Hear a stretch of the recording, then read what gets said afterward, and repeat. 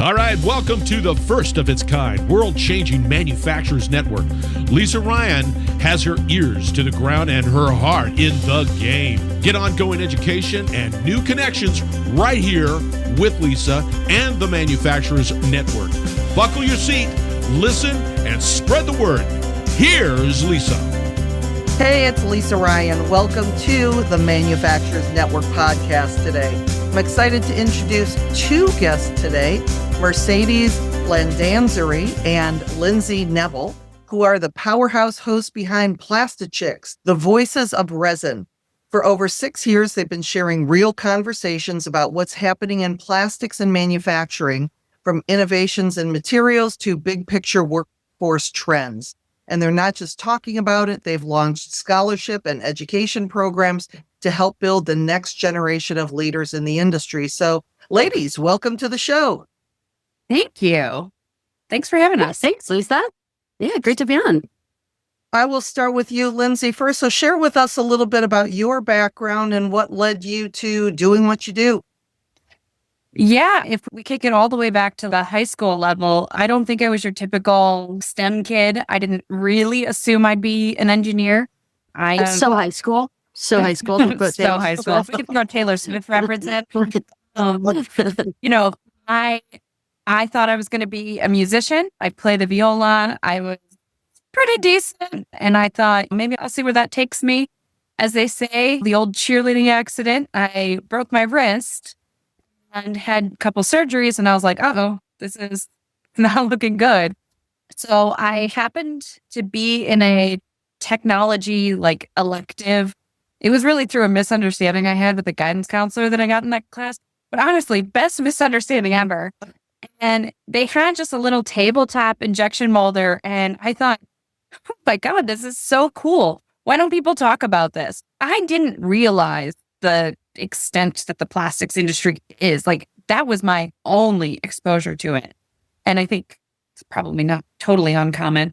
But once I saw how cool it was and how cool manufacturing could be, I started doing my own digging, and I took one of those online quizzes. What should you be when you grow up? Because I was like, uh-oh, existential crisis at 18. And it came across that there was a plastics engineering degree. And what could that possibly be? And nobody around me knew it. Nobody I knew what that was. And I was like, the nearest one was Penn State Erie. And I told my mom, I said, let's go check it out. And she was super adamant against it, because not so much for the science of it, but the fact that it was an out-of-state school. I was a pretty decently smart kid, but you lose a lot of your scholarship opportunities when you go out of state. And that's what happened to me. So my mom was very fearful about that, rightfully, because I will confirm I am still paying student loans. And I got to Penn State and I talked to Brian Young, who's still a professor there. He seemed to have a great relationship with his students. He was joking around. He was being the Brian Young that I currently still know. And I fell in love. I was like, why wouldn't you do something where you can manufacture anything? And then looking back, I put all the pieces together and I'm like, yeah, I've always really been a STEM person. I've always been curious. I've always liked putting things together. I've always had this desire to see what I can do or what I can figure out. And nobody ever told me that. I had to the universe really had a large hand in shoving me into manufacturing. And thankfully. That's awesome. And what about you, Mercedes? What's your story?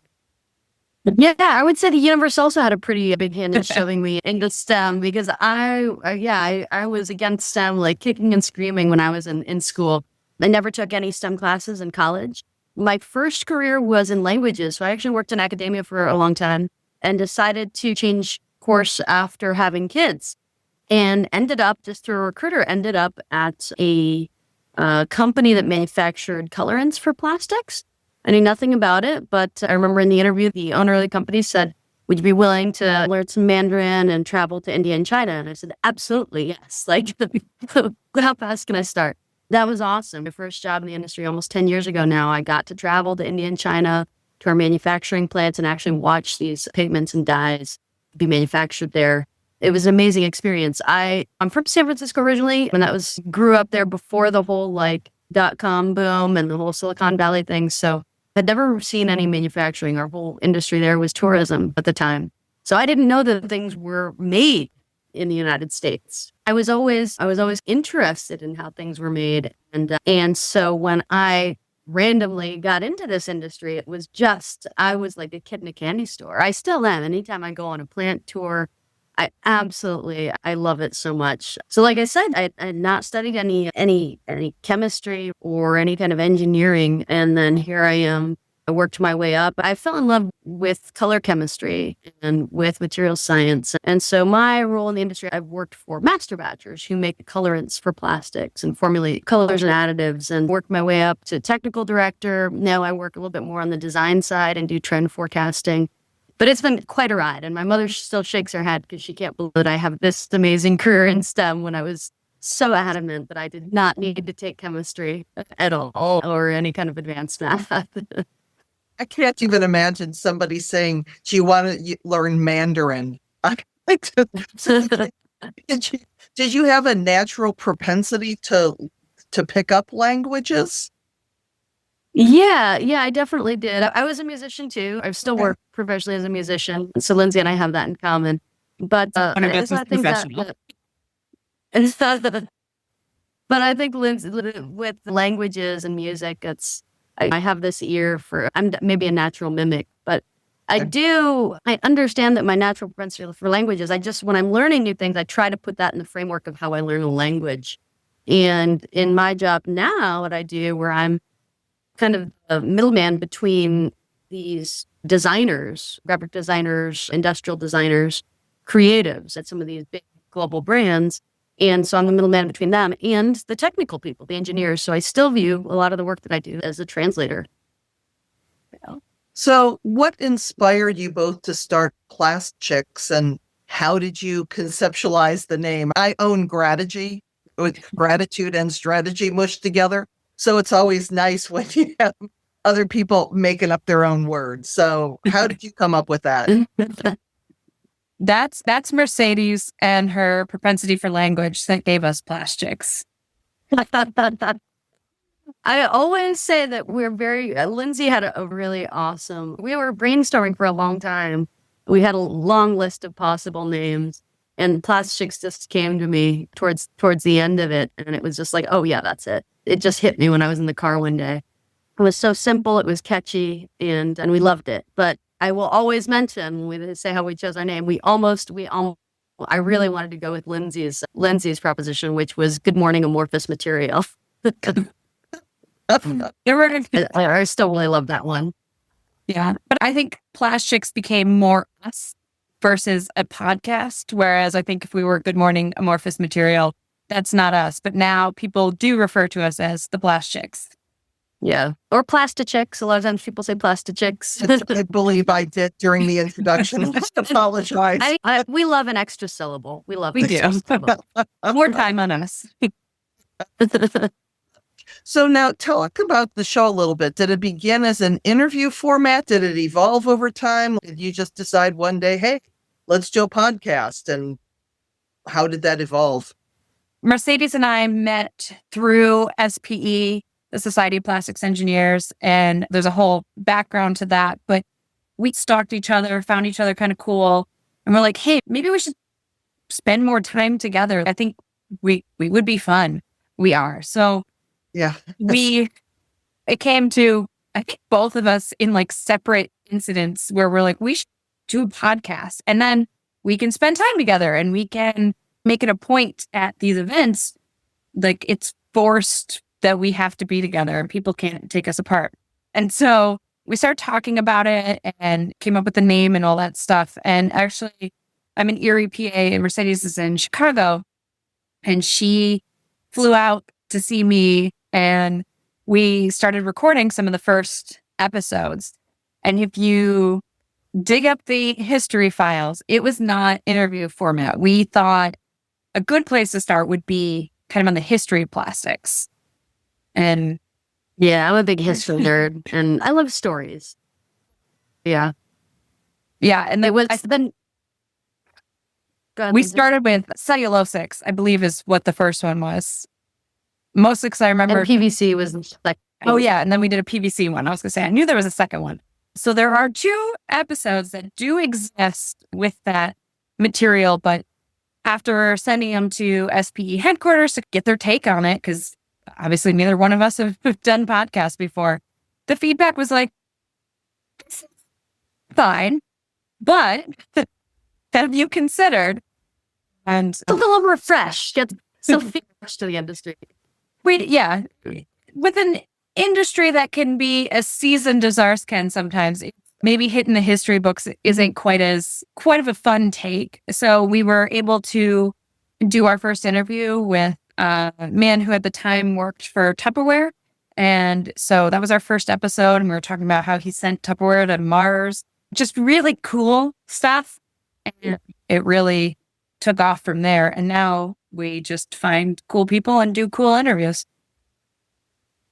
Yeah, that's what I found doing this. It's such a fun way to learn about things and to get people passionate about what they do. Mine was actually, Manufacturers Network was actually a pandemic, and it started that podcast like so many of them are. 4 years later, it's still going.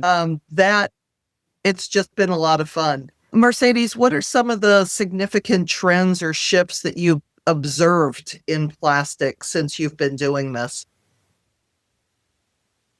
Oh, that's a lot of my work revolves around color. So there's been a lot of shifting in the color world, and we're preparing for another shift.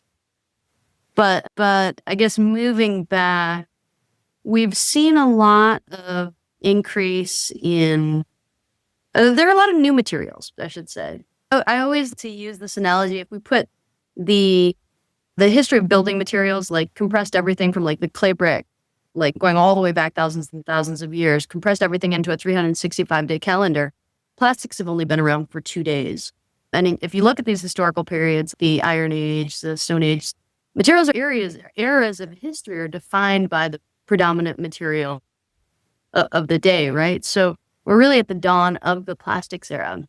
And how far we have come from that first fully synthetic plastic light to, in a short number of years, it's just amazing the development that we've had in it. As I was saying, starting to answer this question, I've seen a lot of shift with new materials, right? For a long time, there were the materials that were consistently used, some call them commodity resins. We're starting to see a shift to some bio-based, biodegradable, or just like the alternate feedstocks for plastic. So that's something that's really exciting that's happening in the industry. But there are many. I could go on and on.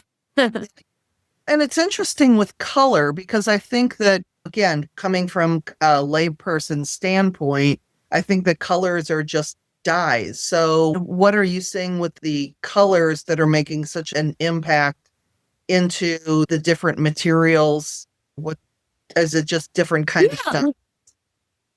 Yes, so that's a great question. So there are innovations that happen that can help push or support color trends. So for example, fluorescent color, daylight fluorescent colors, right? Like day glow kind of colors. Those really were developed commercially during World War II by a couple of brothers. And they would made like orange panels to put in planes in North Africa, so they knew that they were friendly. And then after World War II, it started to get used a little bit more, but you really see, because of that pigment innovation, you saw that it really caught on in the 80s when everybody had these really fluorescent colorants. Now, one innovation that we see, now one innovation that we see is that you can see on the roads, the effect pigment manufacturers have found a way to make really bright red pearlescence. So you see a lot of, whereas there had been more like rusty red pearlescent cars before, now you see like really high chroma, high saturation red cars on the road where you didn't really see that before. You saw red cars, but you didn't see that like pearlescent red, that really bright pearlescent red before. That's just an example of how innovation can assist with color trends. That's so interesting you say red, because there was a car, my husband and I were driving the other day, and there was a car right in front of us, and it was the brightest red I had ever seen. And we both commented on it because we've seen red cars. but we had never seen, and it was like fire engine red, or it was just, so that's so interesting. Out of all the colors that you pick that one. I do know color. Lynzie, what about you? What are some of the trends that you've seen? I've been in the biopharma world for the past 4 years, sitting in a space where we're manufacturing hardware for companies that are creating vaccines. Obviously, like the big obvious one, and I wasn't working with my company at this point, but the mRNA, that was a huge push in equipment, especially scaling up and providing room for these other lines to start growing. I don't stay too involved in that side of things. I'm not part of innovation on that side. I'm more behind the scenes. But my truest love has to be injection molding, will be, always be. And I still stay involved in all things injection molding. And it's a very established process in general. But to Mercedes' point, is you have all these new materials coming in, and now your kind of standard ways of working with these materials or processing or designing your molds around them, or even designing the parts themselves, like you're having to readjust to what the actual material is going, how the actual material is going to perform. And you have that request coming from consumers now that you are including. I think anyone near the plastics industry can tell you sustainability is always going to be the word that people are going to say for any project ever. Yeah, especially today. Yeah. And you just now have to be very cognizant of making sure you are designing for sustainability. And that means being specific with your materials in your mold design, where in the past, maybe you would be running with a big long runner, which is the delivery system for the parts. And that is essentially scrap. There are ways to use it, but that's a different story. Now you're trying to think about ways to cut down on that, or you're switching to a hot runner, which is more expensive, but is going to keep that scrap from happening. So there's all these considerations you're now taking into account when you're building these molds or designing these parts. And it's not just a one request. You say sustainability and you could do it. It's, you got to know what's the circularity on this project? What's the design on this project? Where do I fix it there? Where do I improve it on the mold design? And where do I improve it in the materials? So you have all these sustainability facets and you have to come in and collide and not blow up. And you mentioned sustainability a couple times and the technological innovations that are going on in plastics. Using that, what strategies are you thinking, or how are you using this in attracting and retaining talent in plastics? Because with today's workers coming in, obviously sustainability is something you really have to talk about and convince them in. So what's working when it comes to bringing in the next generation? Yeah, I would say, so at Ambaset for about a year, I served as the leader of our North American sustainability team.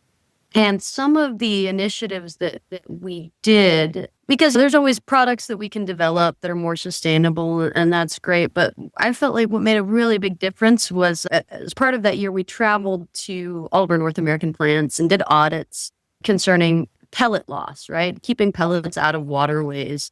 And it was great to see improvements year over year and share those improvements with the people who worked at those facilities to say, look what a great job we're doing now. This is where we were a few years ago. Here's where we're at now.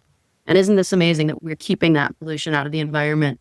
And then we also did sit down, fun training about sustainability with the production workers. So these are people who are typically out on the floor working the machines. They aren't usually behind a computer screen. And it was great to it was like an education session. We also did like a Family Feud style like game, testing the knowledge that they had just learned.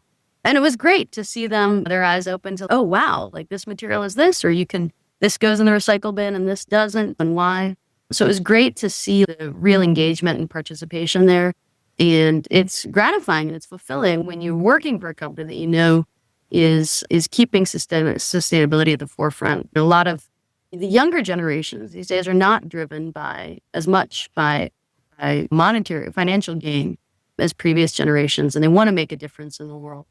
You mentioned Lynzie and I have started the scholarship fund, and we talk to a lot of students in preparation for that, and when we're reviewing applications, things like that. It's pretty enlightening to see. We ask them, like, if you have friends or family who don't work in the plastics industry, or how do you respond to them when they say, oh, you're going to go work for this terrible polluting industry? And it's, no, that's why I'm going to work for it. I know that there are changes that we can make in the industry to make the world a better place. So it's really inspiring. Yeah. And to that point, like, you see, I think the conversation used to be more like, why are employees loyal to a company? And I think now the shift is the employees want the company to be loyal to them. So from that perspective, if you say you're a company that cares about sustainability, or you care about your employees, or you care about making sure that you are helping lift people up in STEM, actually do that. I think lip service has come too long. And I think these younger professionals, newer grads, are way too wise to it. And you can't get away with just saying it without actually doing it. You have to be committed to sustainability. You have to be showing them that you're sustainable, that you're doing it through your actions, or they're not going to stick around. It's not for them. So talk a little bit more about the scholarships that you're offering. How are you finding the people to offer them to, and what are you helping them to do as a result of these scholarships? We've awarded 2 scholarships. About one a year. Yeah. So this will be our 3rd year this upcoming fall. And the way we started this, first of all, we had a sponsorship for one of our episodes from Plastics Industry Association. SPE does all our editing, and they host us, and they are our backbone. But we do accept sponsorships from those that are interested. And we use that money to put into a scholarship. And we both thought about what our criteria were, because SPE, the foundation for SPE, they collect all the applications, and then they go through and sort all who's been awarded what scholarship, because there's 30 some scholarships, I think, that they give out every year. And basically, we went to the foundation chair, Eve Vitale, and Katie Zart, who does all the scholarships. And we said, we want to give a scholarship, but we want a slightly different criteria. And for us, I've been part of those like review committees. And a lot of the times it's who's the oldest in school, meaning grad students, seniors, juniors, and who's got the highest GPA. And that's great. Straight A's. Yeah. And you get a lot of smart people, but we wanted to know who's the most committed to the industry, who really gets it, because it was not a straight A student. I know, shocking, but was I. Yeah. But we're both very committed to this industry, and we want to see this industry grow. So we wanted somebody, maybe it's a little narcissistic to want somebody like us, but I think you get a lot of value from people that aren't necessarily the straight A, the 4.0s. There are people in the not 3s, as a certain me was, that are going to be just as valuable. It's so funny you say that. I'm on the STEM Goes Red for Girls committee, and I was looking at the scholarship applications, and I don't think I have ever felt like such a loser in my entire life. Just going through that. I do humble you. It's like a 4.3 GPA plus raised $40,000 for their charity, plus they take apart an engine. But the thing that I liked about what you said was that mission. That was the other thing that we were looking for, is the story behind why they wanted a career in STEM. And it looks like you are really focusing on the people that are most committed to that. So that's got to make it even tougher. It does.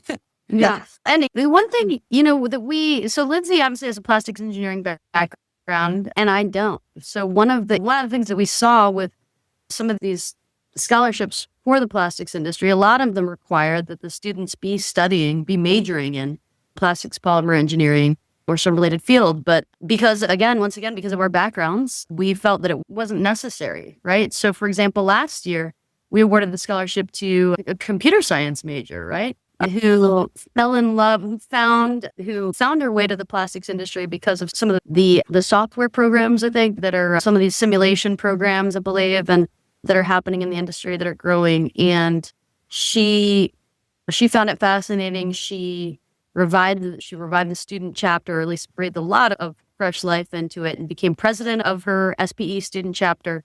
So that's another aspect of our scholarship that I really like. You don't have to have plastics or be working towards a plastics degree. Yeah. As you look at the industry leaders that you're talking to and the work that you're doing, how do you feel that these leaders can better engage with the emerging professionals to really ensure that robust future for the plastics manufacturing? Yeah, I think a lot of it is being much more transparent than I think sometimes is portrayed. I think there used to be a lot more formality. And I'm not saying you have to be best friends or like besties texting on the side, but I think sometimes that seniority and experience can intimidate. And I think we drive away a lot of really good candidates that way. I think manufacturing in general can be a pretty intimidating field, especially for underrepresented groups. It's hard to know what you're getting into, especially if you don't have a family member that was a part of it. So if you're jumping into that manufacturing water for the first time without having any idea what's about to go on, like you may have only heard like media stories, you may have only heard like, horror stories, who knows? Speaking of which, jumping into manufacturing water does sound like a horror story. It probably is. It would back off. But it's so I think a lot of senior people really need to be more representative of what it's actually like to work in manufacturing and what the commitment to sustainability or whatever the interests are, and be upfront about what the challenges are. And I think sometimes that gets hidden behind, I don't want to scare them off, but I think laying it all out there is really what's going to keep people engaged and let them decide for themselves. Don't presume that's going to scare them away. Lay it out there, and maybe that's a challenge they want to take on. And I think that relationship really helps keep people interested, as opposed to that you can see when you're behind the door kind of game.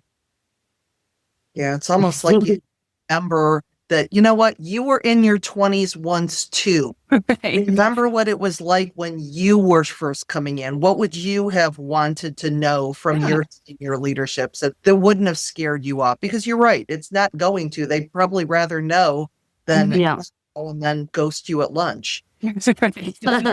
Yeah. So as we're getting to the end of our time together, and this is so fun. We could be talking forever on that.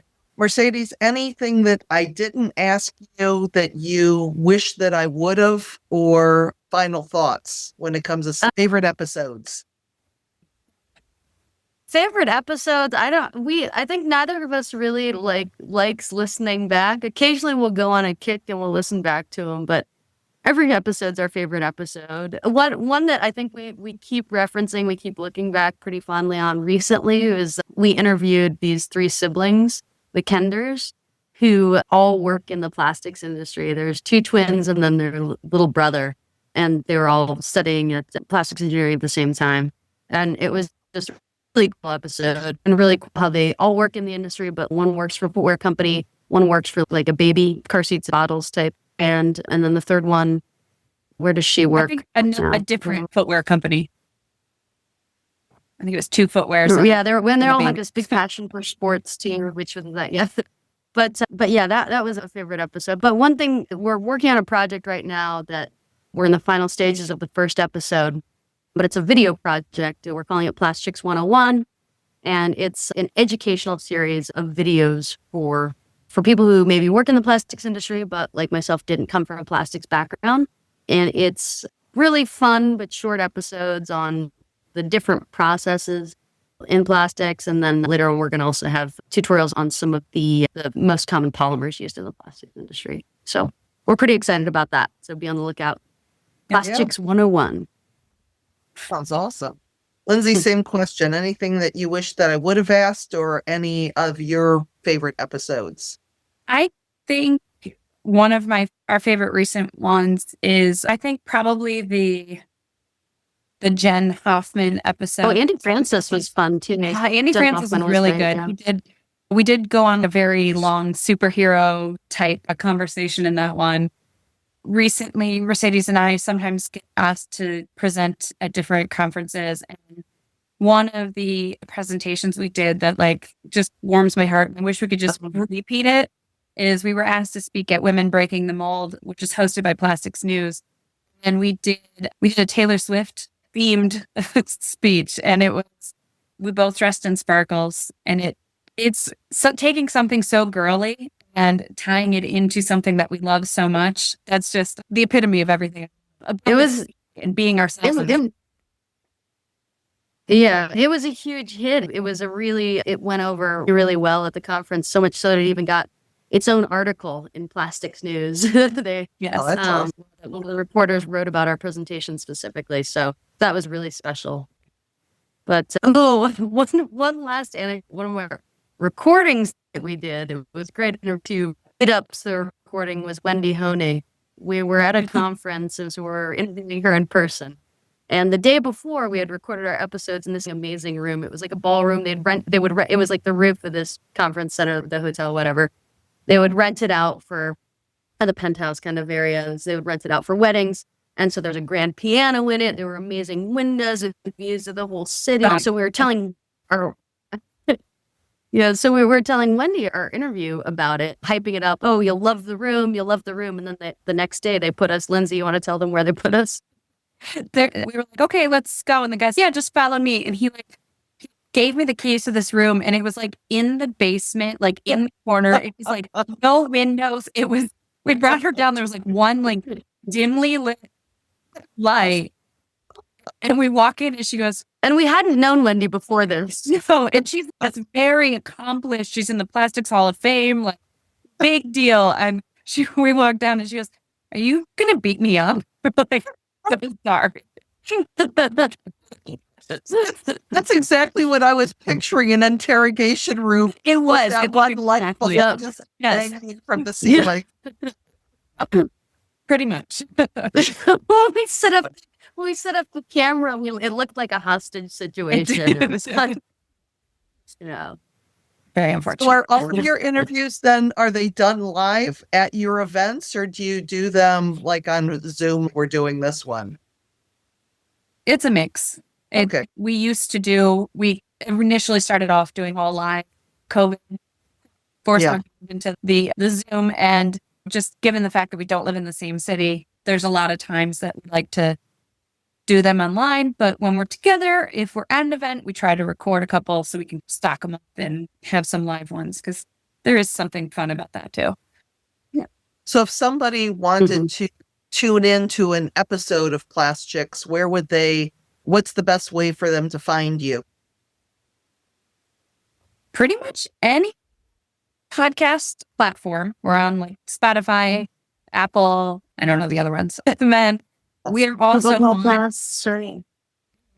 we're also on SPE's YouTube channel. We don't have a separate channel within there, but if you're on for SPE on YouTube, you can find us on there. And okay. And if somebody after listening, and if you just Google PlastChicks, you should be able to find us. You probably are ranking number 1 on that search. And if somebody did want to continue the conversation with you, what's the best way for them to get a hold of you? I'll start with you, Mercedes. I would say reach out to us probably on Instagram or LinkedIn. Yeah. So we have a PlastChicks account on Instagram. A lot of times people will reach out to us there, or on either of our personal LinkedIn pages, message us there. Okay, awesome. Same for you, Lynzie? Yep, that was work. All right. Ladies, it has been such a pleasure having you on the show today. Thank you so much for joining me. Yeah, thanks for the invite. This is so much fun. I'm Lisa Ryan. Thank you. This is really a pleasure. You're welcome. I'm Lisa Ryan, and this is the Manufacturers Network Podcast. We'll see you next time. Thanks for listening to the Manufacturers Network podcast. Do me a favor and share this podcast with your friends and colleagues so we can grow this network and connect more fantastic folks just like you. You can either send your buddies to the website at manufacturers-network.com or share the Manufacturers Network podcast on your LinkedIn, Facebook, Twitter, Instagram, or wherever you and your industry friends hang out. The bigger and faster we grow the network, the stronger and deeper the community we'll all have. Thanks again, and I appreciate you.